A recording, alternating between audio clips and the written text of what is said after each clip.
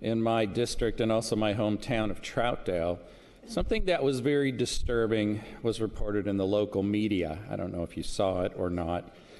Vandals broke into somebody's home and managed to damage pretty much every surface in every room in Mr. Hassel Afshar's home. And they did that by spray painting hate-filled graffiti. Some of that graffiti was anti-Muslim in nature.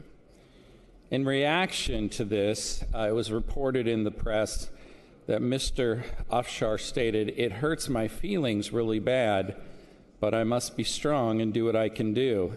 I can't just sit there and cry. Nothing will be fixed."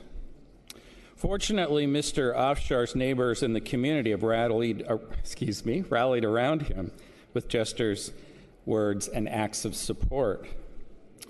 The vandals apparently targeted him because of the result of their perceived hatred of his religion. However, it's important to note that Mr. Afshar is from Iran, but he is Baha'i in belief.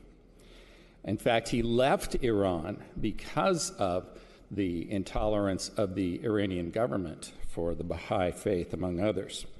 So it's somewhat sad and ironic that he should experience this sort of thing in my city. The Multnomah County Sheriff's Office said that the graffiti is consistent with intimidation, that it's clearly a bias crime. I think some people don't like the word bias crime. They don't think it's strong enough. Hate crime is what some prefer. But frequently in law enforcement, bias crime is the correct term. The one neighbor, Mr. Culver, said, quote, "How can you do that to anybody for any reason? It's beyond me. It's just an illness that needs to be dealt with."